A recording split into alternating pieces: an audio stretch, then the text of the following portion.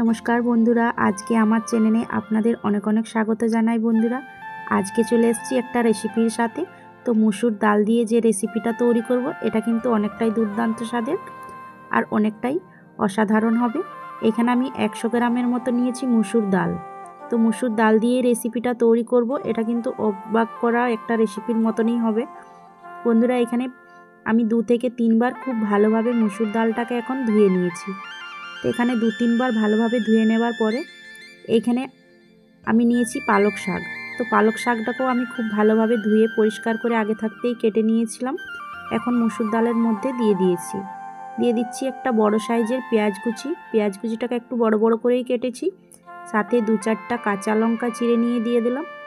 সাথে দিয়ে দিচ্ছি স্বাদ মতো নুন, দিয়ে দিচ্ছি এখানে হাফ চামচের মতো হলুদের গুঁড়ো, সাথে দিয়ে দিচ্ছি 1 চামচ জিরে গুঁড়ো।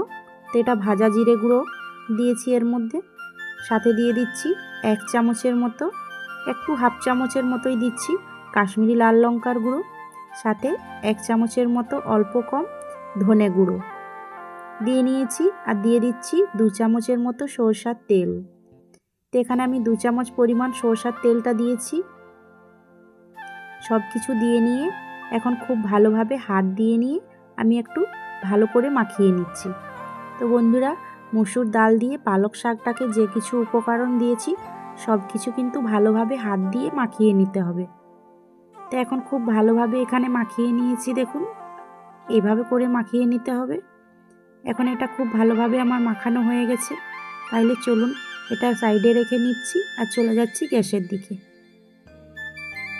হাতটা ধুয়ে নিয়ে অল্প পরিমাণ জলও দিয়ে দিয়েছি। তো এখন একটা কড়াইয়ের মধ্যে, এখন কড়াই খুব ভালোভাবে গরম হয়ে গেছে। এখন যে মাখিয়ে রেখেছিলাম মুসুর ডাল, পালক শাক সব কিছু এর মধ্যে দিয়ে দিচ্ছি। দিয়ে নিয়ে এখন পরিমাণ মতো দিয়ে দিচ্ছি জল। তো আমি ওই 1 থেকে 2 গ্লাসের মতো জল নিয়েছি। আর সাথে বড় সাইজের 2টো আলু এইরকম লম্বা সাইজের করে কেটে নিয়েছিলাম। খুব ভালোভাবে এখন মিশিয়ে নিচ্ছি আর ঢাকনটা দিয়ে নিয়ে এখন 5 মিনিটের মতো খুব ভালোভাবে সেদ্ধ করে নিচ্ছি। তো এখানে 5 মিনিট পরে ঢাকনটা খুলে নিয়ে আবারও আমি চেক করে নিচ্ছি সব কিছু উপকরণ ভালোভাবে সিদ্ধ হলো কি না।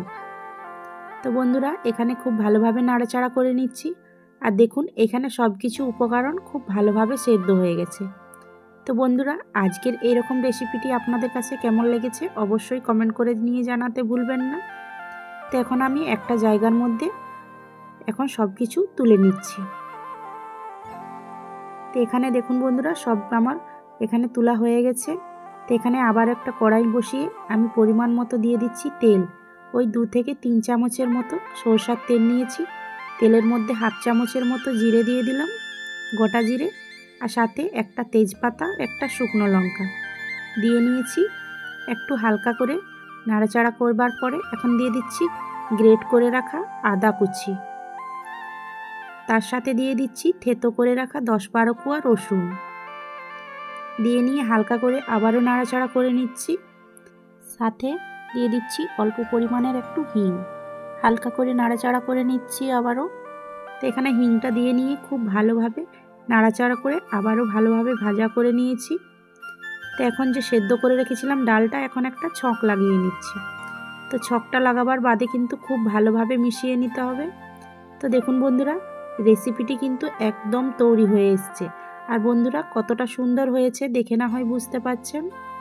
তো এই রকম রেসিপি গরম গরম ভাতের সাথে, লুচি, পরোটা, নান কিংবা পরোটার সাথেও এটা সব কিছুর সাথেই কিন্তু অসাধারণ লাগবে। তো বন্ধুরা, এখানে কিন্তু রেসিপি আমার একদম তৈরি হয়ে গেছে। চলুন তাহলে সার্ভ করে নিয়ে আপনাদের সাথে শেয়ার করি।